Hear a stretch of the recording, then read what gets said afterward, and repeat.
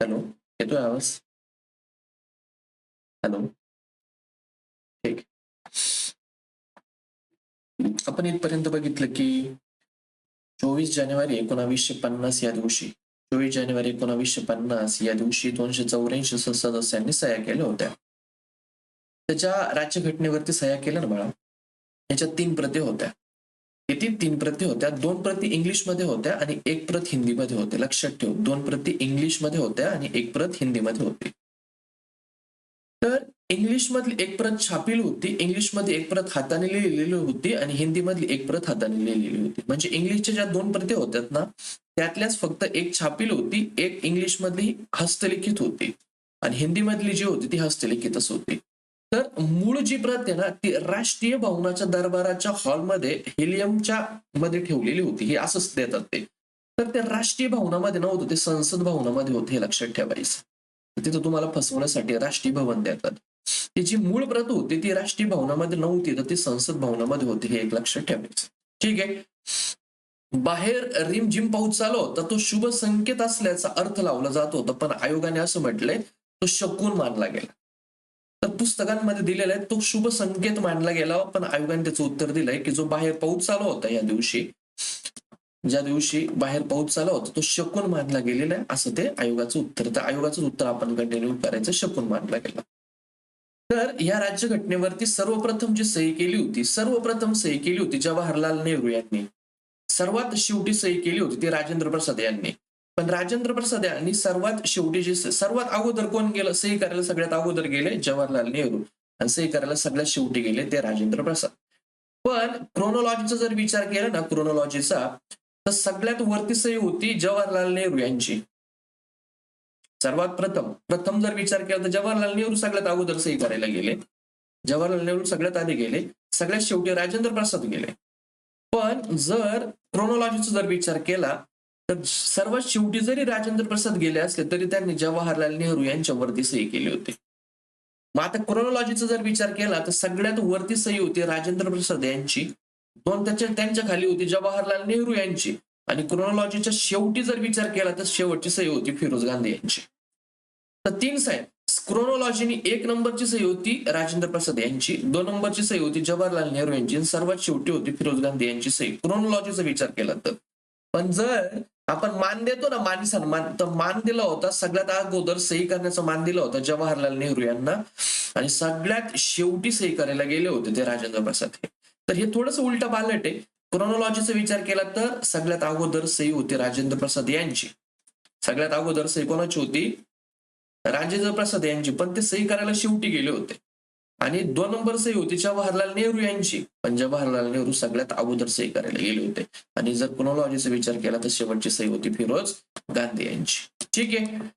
अजून एक महत्वाचा मुद्दा आहे बघ इथे, की 24 जानेवारी 1950 या दिवशी 24 जानेवारी 1950 या दिवशी संविधान सभेची बैठकीचा शेवट झाला होता. शेवटची बैठक झाली होती 24 जानेवारी 1950 या दिवशी. शेवटची बैठक पाहिले आपण ते. तर श्रीमती श्रीमती पौर्णिमा बॅनर्जी यांनी जनगण मन गायलं होतं. तर या शेवटच्या दिवशी जनगण मन अधिनायक जय हे जे राष्ट्रगान आहेत, हे राष्ट्रगान कोणी गायलं होतं? तर पौर्णिमा बॅनर्जी यांनी. वंदे मातरम हे जे राष्ट्रगीत आहे, हे जे राष्ट्रगान आहे, सॉरी, हे जे जनगण मन हे जे राष्ट्रगीत आहे ते पौर्णिमा बॅनर्जी यांनी गायलं होतं आणि वंदे मातरम हे जे राष्ट्रगान आहे हे राष्ट्रगान पंडित लक्ष्मीकांत मैत्र यांनी गायलं होतं. पंडित लक्ष्मीकांत मैत्र जर म्हटलं तर वंदे मातरम आणि पौर्णिमा बॅनर्जी जर म्हटलं तर जनगण मन. हे लक्षात ठेवायचं, महत्वाचं, याच्यावरती प्रश्न पडू शकतो. मग आता तुम्हाला कळलं की 26, तुम्हाला 3 तारखा याच्या रिलेटेड मी परत एकदा इथे रिकॉल करून देतो. 3 तारखा बघ, की 4 नोव्हेंबर 1948 ला अंतिम मसुदा मांडला होता. या अंतिम मसुद्याला 26 नोव्हेंबर 1949 ला मान्यता मिळाली, म्हणजे घटनेला इथं स्वीकृती मिळाली.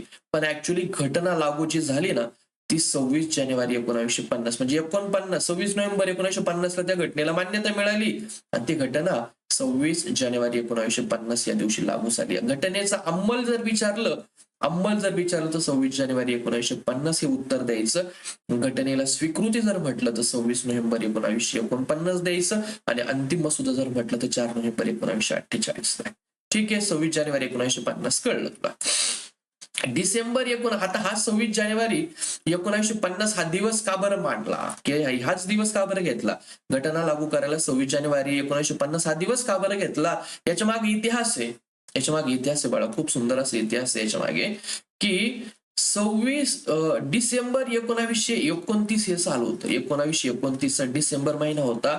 या डिसेंबर 1929ला काँग्रेसचं लाहोर या ठिकाणी अधिवेशन झालं होतं आणि लाहोर या ठिकाणी पूर्ण स्वराज्याचा ठराव या काँग्रेसच्या अधिवेशनामध्ये मांडला गेला होता आणि तो मान्य पण झाला होता, की भारताला पूर्ण स्वराज्य पाहिजे. आता भारताला पूर्ण स्वराज्य पाहिजे, आम्हाला वसाहतीचं स्वराज्य नको. वसाहतीचं स्वराज्य म्हणजे काय ते इतिहासामध्ये कळत, पण सध्यासाठी एवढं लक्षात ठेव की डिसेंबर 1929ला काँग्रेसचं लाहोर अधिवेशन झालं होतं आणि या लाहोर अधिवेशनामध्ये पूर्ण स्वराज्याचा ठराव संमत झाला होता आणि या ठरावात असं म्हटलं होतं की 26 जानेवारी 1930 या दिवशी भारताचा प्रथम स्वतंत्र दिवस म्हणून आपण साजरा करायचा. 1929ला ठरवलं, डिसेंबर 1929ला लाहोर अधिवेशनात पूर्ण स्वराज्याचा ठराव मांडला आणि या 29 या सालामध्ये डिसेंबर 1929 मध्ये ठरवलं की 26 जानेवारी 1930 या दिवशी आपण भारताचा प्रथम स्वातंत्र्य दिवस म्हणून साजरा करूया आणि तो साजरा देखील केला. 26 जानेवारी 1930ला भारताचा प्रथम स्वातंत्र्य दिवस म्हणून साजरा करण्यात आला. इथं ही 26 जानेवारी आपण ही जी डेट ही पकडलेली होती आणि मग ह्या जर डेटची आपण पुनरावृत्ती इथं केलेली आहे. तर 26 जानेवारी हेच 26 जानेवारीच का बरं घेतलं, तर याच्या मागे कारण आहे की 1930 या सालामध्ये 26 जानेवारी ह्या दिवसाला आपण प्रथम स्वतंत्र दिवस म्हणून ऑलरेडी आपण साजरा केला होता आणि म्हणून ही इथली 26 जानेवारी पकडली होती, म्हणून आपण इथं सुद्धा 26 जानेवारी हीच तारीख घेतलेली आहे. तर हा जो मुद्दा आहे त्या मुद्द्यावरती प्रश्न येतो. लाहोर अधिवेशन किती तारखेचं आहे, तर डिसेंबर 1929. पाठ कर, या पूर्ण स्वराज्याचा ठराव कुठं मांडला होता, तर लाहोर अधिवेशनात, हे पाठ कर. आणि त्या दिवशी काय ठरवलं होतं की 26 जानेवारी 1930 हा दिवस आपण प्रथम स्वतंत्र दिवस म्हणून साजरा करूया, म्हणून इथं 26 जानेवारी ही तारीख घेतली आणि ही 26 जानेवारी म्हणजे घटनेचा प्रारंभाचा दिवस. घटनेचा अंमल या 26 जानेवारीला लागू झाला, म्हणून घटनेचा प्रारंभाचा दिवस सुद्धा याला म्हटलं जातं. त्याचबरोबर 26 जानेवारीला गणराज्य दिवस म्हणून सुद्धा म्हटलं जातं. ठीक आहे. आता कलम 394 नुसार जरी राज्यघटना 26 नोव्हेंबर 1949 या रोजी राज्यघटनेला याला स्वीकृती मिळाली हे आपल्याला माहिती आहे आणि याच दिवशी कलम 394 नुसार काही ज्या गोष्टी आहेत त्या ऑलरेडी, काही ज्या राज्यघटनेतल्या तरतुदी आहेत ह्या ऑलरेडी 26 नोव्हेंबर 1949लाच लागू केल्या. आपल्याला माहिती आहे की 26 नोव्हेंबरला स्वीकृती मिळाली आणि 26 जानेवारी 1950 या रोजी राज्यघटनेचा अंमल झाला. पण अंमल होईपर्यंत आपण वाट नाही पाहिली बाळा. हे इथं घटनेचा अंमल होईपर्यंत वाट नाही पाहिली. 26 नोव्हेंबर 1949लाच काही ज्या तरतुदी आहेत ह्या काही तरतुदी लागू केल्या. त्यातल्या कोणकोणत्या तरतुदी लागू केल्या हे परीक्षेसाठी येतं. फार महत्वाचं, नागरिकत्व ऑलरेडी आपण 26 नोव्हेंबर 1949ला म्हणजे नागरिकत्व आपण ऑलरेडी अगोदरच लागू करून दिलं. निवडणुकीची तरतूद आपण अगोदरच लागू केली, तात्पुरती संसद आपण अगोदर लागू केली आणि लघु शीर्षक याच्या 4 गोष्टी आहेत. या 4 गोष्टी ऑलरेडी आपण 26 नोव्हेंबर 1949 या दिवशीच लागू केल्या होत्या. तर एवढं पाठच करायचं. 26 नोव्हेंबर 1949ला काय काय लागू केलं, नागरिकत्व, निवडणुका, तात्पुरती संसद आणि लघु शीर्षक या 4 गोष्टी आपण 26 नोव्हेंबर 1949लाच लागू केल्या. निवडणुकांचा आर्टिकल आहे 324, लक्षात राहिलं तर लक्षात ठेवा, नाही तर आपण त्यानंतर लक्षात ठेवणारच आहे. या तरतुदी ऑलरेडी लागू झाल्या, पण मूलभूत अधिकार ही तरतूद इथं लागू केलेली नाही. ज्यावेळेस घटनेचा अंमल झाला त्याच्यानंतर मूलभूत अधिकार लागू केले. तर या मूलभूत अधिकार असं इथं या 4मध्ये मूलभूत अधिकार ते देऊन ठेवतात आणि आपल्याला ते फसवतात. तर लक्षात ठेव, मूलभूत अधिकार अगोदर लागू केलेले नाही. 26 नोव्हेंबर 1949ला फक्त 4 गोष्टी लागू केल्या, फक्त 4. 1 नागरिकत्व, 2 निवडणूक, 3 तात्पुरती संसद आणि 4 लघु शीर्षक. 64 लाख रुपये खर्च करून ही राज्यघटना तयार केली. 64 लाख रुपये, त्यावेळेस विचार करा, 64 लाख रुपये फार मोठी अमाऊंट होती. 2 वर्ष 11 महिने आणि 18 दिवस राज्यघटना तयार करायला लागली. हे पाठ करायचं, 64 लाख रुपये राज्यघटना तयार करायला 2 वर्ष 11 महिने आणि 18 दिवस लागले, हे सुद्धा पाठ करायचं. टोटल 11 सत्र झाले होते बाळा. 4 भारत स्वतंत्र होण्याच्या अगोदर झाले आणि 7 जे सत्र आहेत ते भारत स्वतंत्र झाल्यानंतर झाले. यावरती प्रश्न आलेला नाही, पण प्रश्न पडू शकतो. 60 देशांच्या राज्यघटनेचा विचार करून भारताची राज्यघटना तयार केली. किती देशांचा विचार केला? 60. किती पैसे खर्च केले? 64 लाख. किती? 2 वर्ष 11 महिने आणि 18 दिवस राज्यघटना तयार करायला लागले. 11-17 दरम्यान 166 दिवस हे कामकाज चाललं आणि त्यातले 114 दिवस हे जे कामकाज हे मसुद्यावरती चाललेले. 166 दिवस कामकाज चाललं आणि 114 दिवस हे फक्त आणि फक्त मसुद्यावरती कामकाज चाललेलं आहे. या ज्या फॅक्ट्स आहेत त्या लक्षात ठेवायच्या. टोटल किती 17 सत्र झालेले तर पाठ करायचं. आतापर्यंत टोटल 11 सत्र झालेले आहेत. पहिलं सत्र आणि 11व्या सत्राचा जो टाइम पिरियड आहे तो आपण पाठ करून घ्यायचा. 9 पहिलं सत्र झालं होतं 9 ते 23 डिसेंबर 1946 ला पहिलं सत्र झालेलं आहे. पाठ करायचं. पहिलं सत्र कधी 9 ते 23 डिसेंबर 1946 ला पहिलं सत्र झालेलं आहे. आणि 11वं सत्र मग कधी झालेलं आहे तर 11वं सत्र झालंय 14 ते 26 नोव्हेंबर 1949 या दिवशी 11वं सत्र झालंय. या सत्राच्या तारखा तुम्हाला विचारतात. 9 ते 23 डिसेंबर 9 ते 23 डिसेंबर 1946 ला पहिलं सत्र 9 ते 23 डिसेंबर बरोबर. आणि 14 ते 26 नोव्हेंबरला शेवटचं सत्र. 9 ते 23 डिसेंबरला पहिलं सत्र आणि 14 ते 26 नोव्हेंबर 1949 ला 11वं सत्र. हा टाइम पिरियड तू पाठ करून ठेवायचा. याच्यावरती प्रश्न पडलेला आहे. ठीक आहे. पण जरी हे 11वं सत्र झालं जरी हे 11वं सत्र 14 ते 26 नोव्हेंबर 1949 जरी हे 11वं सत्र झालेलं असलं तरी संविधान सभा म्हणून शेवटची सभा आपण 24 जानेवारी 1950 ला घेतली. सत्र इथं संपले. संविधानाचे सत्र इथं संपले. आपण 1949 पर्यंत सत्र संपले. पण शेवटची संविधान सभाची शेवटची सभा आपण 24 जानेवारी 1950 ला घेतली. हे पाठ करायचं. शेवटची सभेची तारीख किती आहे 24 जानेवारी 1950. ठीक आहे. पहिलं सत्र 1 ते 23 डिसेंबर 1946. 11वं सत्र 14 ते 26 नोव्हेंबर 1949. संविधान सभेची शेवटची सभा झाली 24 जानेवारी 1950 या दिवशी. किती लोकांनी सह्या केल्या होत्या 284 लोकांनी याच्यावरती सह्या केल्या. आणि कधी कधी हे जे 24 जानेवारी 1950 कधी कधी याला 12वं सत्र असं सुद्धा पण म्हटले गेले काही ठिकाणी. हे जे 24 जानेवारीला सत्र झालं या सत्राला काही ठिकाणी 12वं सत्र असं सुद्धा म्हटलेलं आहे. आता या संविधान सभेमध्ये आंबेडकर असायला पाहिजे. आंबेडकर सगळ्यात या संविधान सभेची जी निवड झाली होती या संविधान सभेमध्ये आंबेडकरांची निवड कशी झाली यावरती प्रश्न येतो. तर सुरुवातीला आहे ना आंबेडकरांना बॉम्बे मधून विरोध केला होता आणि तो सरदार पटेल यांनी विरोध केल्यामुळं आणि बाकीचे जे लोक आहेत त्यांनी विरोध केल्यामुळं आंबेडकर बॉम्बे ह्या प्रांतातून ते फेल झाले होते. इथून ते निवडून नव्हते येऊ शकले. बॉम्बेतून त्यांना विरोध झाला. सरदार पटेल यांनी मुख्यतः त्यावेळेस जास्त विरोध केला होता आणि त्यावेळेस बाबासाहेब आंबेडकर हे संविधान सभेवरती निवडून नाही येऊ शकले. पण त्याच्यानंतर बाबासाहेब आंबेडकरांना निवडून आणावं लागलं संविधान सभेमध्ये आणि ते पहिल्यांदा बंगाल प्रांतातून निवडून आले. बंगालमध्ये जेसोर आणि खुल्ला हा मतदारसंघ पाठ करायचा. पहिल्यांदा बाबासाहेब आंबेडकर हरले होते संविधान सभेमध्ये हरले होते सरदार पटेलांमुळे आणि मग त्याच्यानंतर त्यांनी परत निवडणूक लढली संविधान सभेसाठी बंगालमध्ये ते जेसोर आणि खुल्ला या ठिकाणावरून ते लढले होते आणि सध्या हे ठिकाण पाकिस्तानमध्ये गेलेले. आणि इथून ते निवडून येण्यासाठी जेसोर आणि खुल्ला इथून ते निवडून येण्यासाठी त्या जागेवरून ऑलरेडी अगोदर जोगेंद्रनाथ मंडल हे निवडून आले होते आणि त्यांनी राजीनामा दिला. जोगेंद्रनाथ मंडल यांनी राजीनामा दिला आणि मग त्या जागेवरती डॉक्टर बाबासाहेब आंबेडकर यांनी निवडणूक लढवली आणि जेसोर आणि खुल्ला या ठिकाणावरून पहिल्यांदा डॉक्टर बाबासाहेब आंबेडकर निवडून आले. लक्षात ठेवायचं बाबासाहेब आंबेडकर निवडून येण्यासाठी कोणीही राजीनामा दिला होता तर जोगेंद्रनाथ मंडल यांनी राजीनामा दिला आणि मग बंगालमधून जेसोर आणि खुल्ला या ठिकाणावरून बाबासाहेब आंबेडकर निवडून आले. ठीक आहे. पहिल्यांदा पण गंमत अशी झाली की भारत पाकिस्तान स्वतंत्र झाले आणि हे जे जेसोर आणि खुल्ला हा जो मतदारसंघ आहे हा पाकिस्तानमध्ये गेला. मग आता बाबासाहेब आंबेडकर परत संविधान सभेचे सदस्य राहिले नाही कारण हा भागच पाकिस्तानमध्ये गेला. आणि मग सेकंड टाइम परत बाबासाहेब आंबेडकरांना निवडून आणण्यासाठी बॉम्बे प्रांतामधून एम आर जयकर यांनी राजीनामा दिला आणि यांनी राजीनामा दिल्यानंतर बॉम्बे प्रांतातून यांच्या जागेवरून बाबासाहेब आंबेडकर निवडून आले. तर सेकंड टाइम राजीनामा कोणी दिला होता तर एम आर जयकर. मुंबईमधून राजीनामा दिला एम आर जयकर आणि मग त्या जागेवरून डॉक्टर बाबासाहेब आंबेडकर यांची निवड झालेली होती. तर त्यावेळेस यांना ज्यांनी हेल्प केला होता मदत केली होती निवडून येण्यासाठी त्यावेळेस नेहरू पटेल आणि प्रसाद या लोकांनी त्यांना मदत केली होती. तर हे बाबासाहेब आंबेडकरांवरती जर प्रश्न आला तर हे प्रश्न त्यांच्यावरती येऊ शकतात. हे प्रश्न आपण लक्षात ठेवायला पाहिजे. पहिल्यांदा कुठून निवडून आले, दुसऱ्यांदा कुठून निवडून आले, तर ह्या ज्या गोष्टी आहेत त्या आपल्यासाठी कामाच्या आहेत.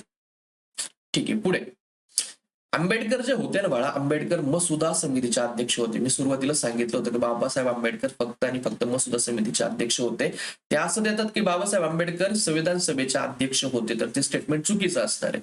बाबासाहेब आंबेडकर फक्त मसुदा समितीचे अध्यक्ष होते आणि म्हणून बाबासाहेब आंबेडकरांना भारतीय राज्यघटनेचे शिल्पकार असं म्हटलं जातं. तर यावरती प्रश्न आलेला आहे, बाबासाहेब आंबेडकरांना भारतीय राज्यघटनेचे शिल्पकार का बरं म्हणतात? कारण ते मसुदा समितीचे अध्यक्ष होते. आणि त्याचबरोबर हे जे मुद्दे आहेत, बाकीच्या 4 समित्या आहेत, या 4 समित्यांचे सदस्य होते बाबासाहेब आंबेडकर. तर असा पण प्रश्न येतो, बाबासाहेब आंबेडकर खालीलपैकी कोणत्या समित्यांचे सदस्य होते? मूलभूत अधिकार समिती आहे त्याचे सदस्य होते, अल्पसंख्याक उपसमिती आहे त्याचे सदस्य होते, सल्लागार समितीचे सदस्य होते आणि राज्यघटना समितीचे बाबासाहेब आंबेडकर सदस्य होते. तर मूलभूत अधिकार समितीचे सदस्य होते का? होते. अल्पसंख्याक समितीचे सदस्य होते का? होते. सल्लागार समितीचे सुद्धा ते सदस्य होते आणि त्याचबरोबर संघ राज्यघटना समिती जी आहे त्या संघ राज्यघटना समितीचे अध्यक्ष सुद्धा डॉक्टर बाबासाहेब आंबेडकर होते. 4 मुद्दे लक्षात ठेवायचे: मूलभूत अधिकार, अल्पसंख्याक, सल्लागार समिती आणि संघ राज्यघटना समितीचे बाबासाहेब आंबेडकर सदस्य होते. ठीक आहे, मसुदा समितीची तारीख विचारतात, ते आपल्याला पुढं येणारच आहे. महिलांवरती प्रश्न येतो. स्वातंत्र्यानंतर 299 पैकी 15 महिला या संविधान सभेमध्ये होत्या. 299 सदस्य. भारत स्वतंत्र झाल्यानंतर 299 सदस्य होते आणि त्या 299 सदस्यांपैकी 15 सदस्य या महिला होत्या. तर आता याच्यावरती प्रश्न येतो, ह्या मी ज्या सांगतो ना महिला, त्या पाठ करायच्या. बघ, मालती चौधरी होत्या, या 15 मध्ये मालती चौधरी होत्या, पाठ पाहिजे. मालती चौधरी कुठल्या होत्या? ओरिसा मधून ह्या निवडून आल्या होत्या. पाठ करायचं, कुठून निवडून आल्या होत्या? मालती चौधरी ओरिसा. दक्षयानी वेलायुधन कुठून निवडून आल्या होत्या? मद्रास. पाठ करायचं, दक्षयानी वेलायुधन. 15 महिलांपैकी 2 कळलं तुला, मालती चौधरी ओरिसा, दक्षयानी वेलायुधन मद्रास. सरोजिनी नायडू, तिसरी महिला सरोजिनी नायडू, बिहार मधून निवडून आल्या होत्या. सरोजिनी नायडू बिहार मधून निवडून आल्या होत्या. राजकुमारी अमृता कौर, चौथी महिला तुला कळली, राजकुमारी अमृता कौर, या संयुक्त प्रांत किंवा तिथं बेरार देतात किंवा केंद्रीय प्रांत, हे तिघं पण एकाच प्रदेशाचे नाव आहेत. संयुक्त प्रांत, बेरार किंवा केंद्रीय प्रांत या ठिकाणावरून राजकुमारी अमृता कौर निवडून आलेल्या आहेत. ठीक आहे, राजकुमारी अमृता कौर यांचा तुला टाइम पिरियड कळला असेल, कुठून निवडून आल्या. मालती चौधरी, पाठ करा, ओरिसा, पहिली महिला कळली. दुसरी दक्षयानी वेलायुधन मद्रास, दुसरं कळलं. राजकुमारी अमृता कौर संयुक्त प्रांत किंवा बेरार किंवा केंद्रीय प्रांत, आणि चौथ्या महिला पण कळल्या, सरोजिनी नायडू, ह्या बिहार मधून निवडून आल्या होत्या. ऍटलिस्ट एवढं पाठ करायचं, पहिल्यांदा एवढं पाठ करायचं. हे पाठ झालं की अजून व्हॅल्यू ऍडिशनला 2 नावं पण पाठ करून ठेवायचे. एक, या 15 महिलांमध्ये 5वी महिला विजयालक्ष्मी पंडित होत्या का? होत्या. सुचिता कृपलानी होत्या का? होत्या. तर एवढ्या ह्या ज्या 4, ही 1, 2, 3, 4, 5 आणि 6, या 15 महिलांपैकी 6 महिलांनी तोंडपाठ करायच्या आणि एक गोष्ट पाठ करायची का सुब्बालक्ष्मी याच्यामध्ये नव्हत्या. एवढं पाठ करायचं अगोदर. एवढं पाठ झालं की मग व्हॅल्यू ऍडिशनला बाकीच्या महिला लक्षात ठेवायच्या. ठीक आहे, पहिलं काय? मालती चौधरी होत्या का? होत्या. कुठून? ओरिसा. दक्षयानी वेलायुधन कुठून? मद्रास. राजकुमारी अमृताकर संयुक्त प्रांत, बेरार आणि केंद्रीय प्रांत. सरोजिनी नायडू बिहार. सुब्बालक्ष्मी नव्हत्या. सरोजिनी नायडू बिहार. सुचिता कृपलानी होत्या. विजयलक्ष्मी पंडित होत्या. सुब्बालक्ष्मी नव्हत्या. एवढं पाठ झालं की मग हे फक्त वाचत राहायचं व्हॅल्यू ऍडिशन. हे नंतर लक्षात ठेवायचं. दुर्गाबाई देशमुख होत्या, रेणुका रे होत्या, अम्मू स्वामीनाथन होत्या, बेगम रसूल होत्या, हंसाबेन मेहता होत्या, लीला रॉय होत्या, कमला चौधरी होत्या, एनी मास्करायन होत्या, बेगम रसूल होत्या, मालती चौधरी, दक्षयानी, या ज्या बाकीच्या महिला या त्या 15 महिलांपैकी होत्या. ह्या पाठ करायच्या, पण कधी? आधी वरच्या पाठ झाला की मग पाठ करायच्या. दुर्गाबाई देशमुख होत्या का? होत्या. रेणुका रे होत्या. अम्मू स्वामीनाथन होत्या. हंसाबेन मेहता होत्या. लीला रॉय होत्या. बरोबर, लीला रॉय होत्या. कमला चौधरी होत्या. एनी मास्करेन होत्या. बेगम रसूल होत्या. मग ह्या बाकीच्या ज्या राहिलेल्या या नंतर पाठ करायच्या. ठीक आहे, मग ही जी राज्यघटना आहेत, ही राज्यघटना जी तयार झाली ती 16/22 ची होती. त्याच्यामध्ये 251 पानं होते. किती? 16/22 ची होती, 251 पानं होते. प्रेम बिहारी नारायण रायजादा यांनी ही राज्यघटना स्वतःच्या हाताने लिहिलेली. पाठ करायचं. प्रेम बिहारी नारायण रायजादा यांनी ही राज्यघटना स्वतःच्या हाताने लिहिलेली आहे. आणि लिहिल्यानंतर याच्यावर चित्र काढण्याचं जे काम आहे ते नंदलाल बोस यांनी केलेलं आहे. नंदलाल बोस यांनी चित्ररूपी सजावट केलेली आहे. आणि नंदलाल बोस यांचे एक स्टुडंट होते, त्यांचं नाव होतं योहार राम मनोहर सिन्हा, यांनी प्रास्ताविका सजवलेली. काय काय लक्षात आलं? प्रेम बिहारी नारायण रायजादा यांनी स्वतःच्या हाताने लिहिलेली. प्रेम बिहारी, प्रेम नाव आलं का? प्रेम नाव आलं का? त्यांनी स्वतःच्या हाताने लिहिलेले. नंदलाल बोस आलं म्हणजे काय? यांनी चित्र काढलेले आहेत. आणि योहार राम मनोहर सिन्हा आलं की यांनी प्रास्ताविका स्वतःच्या हाताने सजवलेली. हे 3 नावं लक्षात ठेवायचे आपल्यासाठी कामाचे आहेत. आता याच्यावरती प्रश्न आलेला नाही, पण प्रश्न येऊ शकतो की राम, लक्ष्मण आणि सीता यांचे चित्र काढलेले होते राज्यघटनेवरती. राम, लक्ष्मण, सिन्हा यांच्या राज्यघटनेवरचे चित्र होते. बुद्ध, महावीर आणि गुरु गोविंद सिंग या तिघांचे सुद्धा चित्र राज्यघटनेवरती होते. राम, लक्ष्मण, सीता, बुद्ध, महावीर, गुरु गोविंद सिंग. अकबरचं चित्र होतं, टिपू सुलतानचं पण चित्र होतं, गांधी आणि बोस यांचं सुद्धा चित्ररूपी सजावट होती. शिवाजी महाराज यांचं चित्ररूपी सजावट होती. राणी लक्ष्मीबाई यांची सुद्धा चित्ररूपी सजावट होती. तर हे जे लोक आहेत, या लोकांची चित्र त्या राज्यघटनेमध्ये आपल्याला पाहायला मिळतात. राम, लक्ष्मण आणि सीता यांचं पण चित्र होतं. बुद्ध, महावीर आणि गुरु गोविंद सिंग यांचं पण चित्र होतं. अकबर आणि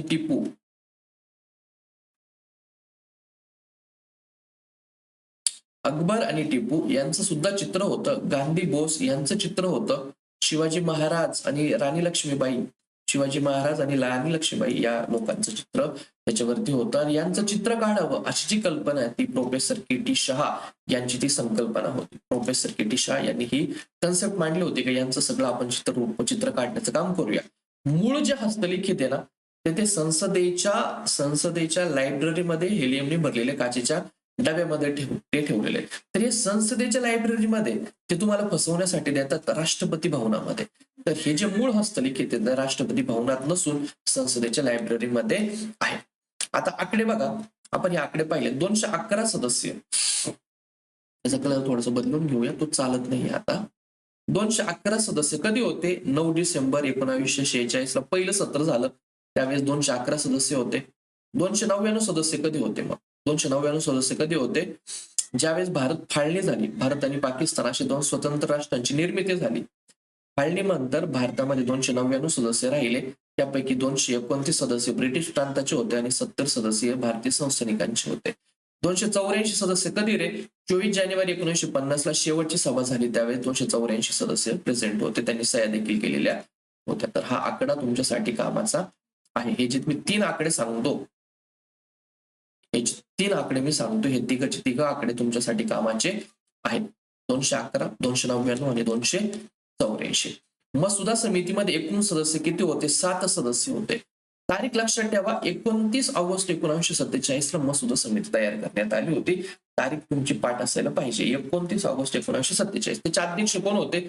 मसुदा समितीचे अध्यक्ष होते डॉक्टर बाबासाहेब आंबेडकर. पाठ करायचं. डॉक्टर बाबासाहेब आंबेडकर मसुदा समितीचे अध्यक्ष होते. तारीख लक्षात ठेवायची 29 ऑगस्ट 1947. आता हे 7 सदस्य कोणते होते? त्यात एक सदस्य कडे डॉक्टर बाबासाहेब आंबेडकर जे अध्यक्ष होते. आता 6 सदस्य कोणते? त्यातले पहिले लक्षात ठेवायचे एन गोपाल स्वामी अय्यंगार जम्मू काश्मीरचे जे पंतप्रधान होते. हे पुढचं नाही लक्षात राहिलं तरी चालतं, फक्त सदस्य आधी लक्षात ठेवायचं. एन गोपाल स्वामी अय्यंगार होते, अल्लादी कृष्ण स्वामी अय्यर होते, सईद मोहम्मद सादुल्ला होते, के एम मुन्शी होते आणि 6वे होते एन माधवराव. ऍटलिस्ट सुरुवातीला एवढे नाव लक्षात ठेवा. एन गोपाल स्वामी अय्यंगार होते, अल्लादी कृष्ण स्वामी अय्यर होते, सईद मोहम्मद सादुल्ला होते, के एम मुन्शी होते आणि एन माधवराव होते. हे जे सदस्य सुरुवातीला हे पाठ करा.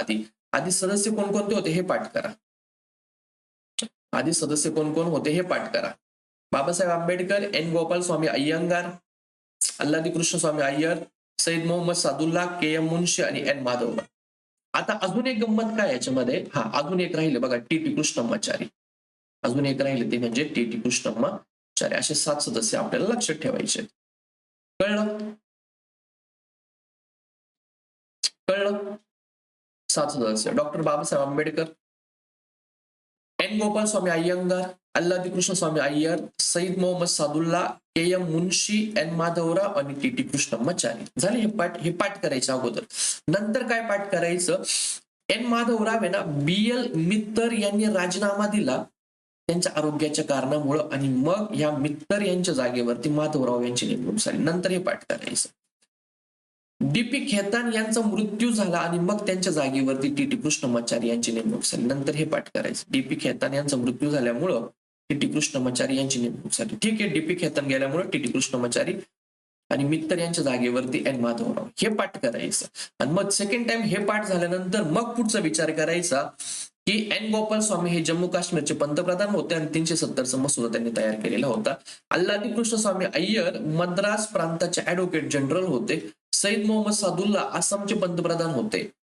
के एम मुन्शी बॉम्बे प्रांताचे गृहमंत्री होते. एवढं नंतर पाठ करायचं. आणि खांडेकर हे असे काही सदस्य मसुदा समितीचे नव्हते, हे सुद्धा लक्षात ठेवायचे. खांडेकरांचा काही संबंध नाही.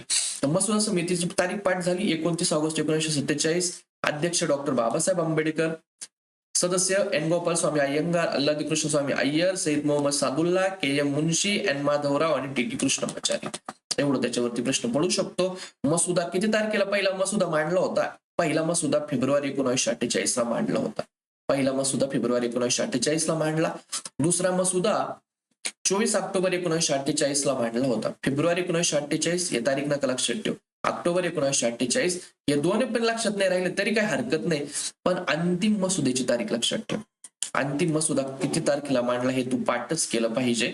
अंतिम मसुदा, तिसरा जो मसुदा आहे तो 4 नोव्हेंबर 1948 ला मांडला होता. पहिले दोन नाही लक्षात राहिले तरी चालेल. पहिला कधी फक्त वाचून घे, फेब्रुवारी 48, ऑक्टोबर 48 वाचून घ्यायचं, पण अंतिम मसुद्याची तारीख पाठ करायची. 4 नोव्हेंबर 1948 ला अंतिम मसुदा संसदेमध्ये मांडला आणि त्याला स्वीकृती मिळाली 26 नोव्हेंबर 1949. आणि हीच तारीख राज्यघटनेची स्वीकृती किंवा राज्यघटनेच्या मान्यतेची तारीख म्हटलेलं आहे. आणि ऍक्च्युअली जो राज्यघटना लागू झाली ती लागू झाली 26 जानेवारी 1950 ला. लागू झाली 26 जानेवारी 1950 ला, स्वीकृती मिळाली 26 नोव्हेंबर 1949 ला, आणि अंतिम जो मसुदा त्याला मान्यता मिळाली होती 4 नोव्हेंबर 1948 ला. कन्क्लुजन मध्ये थोड्याशा तारखा लक्षात ठेव. 11 डिसेंबरला काय झालं होतं? जवाहरलाल नेहरू यांनी उद्दिष्टांचा ठराव मांडला होता. 29 ऑगस्ट 1947, पुढचं साल पण पाठ कर, 47 ला मसुदा समितीची स्थापना झाली. अध्यक्ष बाबासाहेब आंबेडकर होते. 26 नोव्हेंबर 1950 ला राज्यघटनेला स्वीकृती दिली होती आणि 24 जानेवारी 1950 ला सदस्यांनी सह्या केल्या होत्या आणि 284 सदस्यांनी सह्या केल्या होत्या. आणि 24 जानेवारी 1950 जे आहे त्या राज्यघटनेची शेवटची सभा झाली होती. तर ह्या तारखा पाठ करायच्या. 11 डिसेंबर जवाहरलाल नेहरू यांनी उद्दिष्टांचा ठराव मांडला, पाठ आहे. 29 ऑगस्ट 1947 मसुदा समितीची स्थापना, पाठ आहे. 26 नोव्हेंबरला राज्यघटनेला स्वीकृती मिळाली आणि राज्यघटना लागू कधी झाली? 26 जानेवारी 1950 ला राज्यघटना लागू झाली, हे सुद्धा मला माहिती आहे. आणि 24 जानेवारी 1950 ला शेवटची बैठक झाली होती आणि किती सदस्यांनी सह्या केल्या होत्या? 244 सदस्यांनी. आणि त्याचबरोबर 11 डिसेंबर नाही बरं का, इथे थोडस चुकलेलं आहे. इथे 11 डिसेंबर नाही, इथं 13 डिसेंबर पाहिजे होतं. 13 डिसेंबरला जवाहरलाल नेहरू यांनी उद्दिष्टांचा ठराव मांडला आणि 11 डिसेंबरला राजेंद्र प्रसाद यांची घटना समितीचे अध्यक्ष म्हणून निवड झालेली होती. तर इथं 11 नाही, इथं 13 डिसेंबरला जवाहरलाल नेहरू यांनी उद्दिष्टांचा ठराव मांडला. पहिली सभा कधी झाली? 9 डिसेंबर 1948 का नाही, 9 डिसेंबर 1948 नाही, 9 डिसेंबर 1946 ला पहिली सभा झाली. राष्ट्रगीत कधी रे? 24 जानेवारी 1949 नाही, 24 जानेवारी 1950 ला राष्ट्रगीताला स्वीकृती मिळाली. राष्ट्रध्वज कधीचा आहे? मग राष्ट्रध्वज कधीचा आहे? तर 22 जुलै 1947 ला राष्ट्रध्वजाला मान्यता मिळालेली. पहिले राष्ट्रपती राजेंद्र प्रसाद म्हणून कधी निवड झाली? 26 जानेवारीला नाही, तर 24 जानेवारी 1950 ला राजेंद्र प्रसाद यांची पहिले राष्ट्रपती म्हणून निवड झाली. शेवटचं अधिवेशन कधी झालं? 24 जानेवारी 1950 ला झालेलं आहे. इथे 49 येतात. शेवटचं अधिवेशन 24 जानेवारी 1950 ला झालेलं आहे. मसुदा समितीला वकिलांचं नंदनवन असं म्हटलं जातं. 24 मसुदा जी समिती होती त्या मसुदा समिती जी होती या मसुदा समितीला वकिलांचं नंदनवन असं म्हटलं जातं. का बरं म्हटलं जातं? कारण मसुद्याची जी भाषा आहेत ना ही केवळ न्यायालयांनाच परिचित होती. न्यायालयांनाच परिचित आहेत. जे वकील आहेत, जे न्यायालय त्यांनाच ही मसुद्याची भाषा कळायची.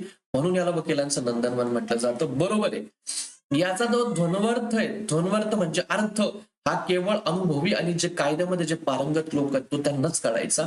म्हणून याला वकिलांचं नंदनवन म्हटलं जातं. आणि त्याचबरोबर असं म्हटलं जातं की मसुदा हा लोकांना सत्यापासून दूर नेतो. मसुदा मसुदा हा लोकांना सत्यापासून दूर नेतो आणि म्हणून सुद्धा या मसुद्याला वकिलांचं नंदनवन असं म्हटलं जायचं. तर वकिलांना हे जे मसुदा समिती याला वकिलांचं नंदनवन का म्हटलं जायचं यावरती प्रश्न येतो. तर तुम्हाला फक्त हे 4 नंबरचं स्टेटमेंट हे चुकीचं वाटेल की मसुदा लोकांना सत्यापासून दूर नेतो. तुम्ही या स्टेटमेंटला चुकीचं म्हणू शकाल. लक्षात ठेवा हे स्टेटमेंट बरोबर आहे. मसुदा आहे हा लोकांना सत्यापासून दूर नेतो हे वाक्य बरोबर आहे. आणि असं पण देतात ते की मसुद्यामध्ये 7 पैकी 4 सदस्य कायदेतज्ञ होते, तर ते चुकीचं आहे. तर या प्रकारचा जो मुद्दा आहे तो तुम्हाला कळला पाहिजे.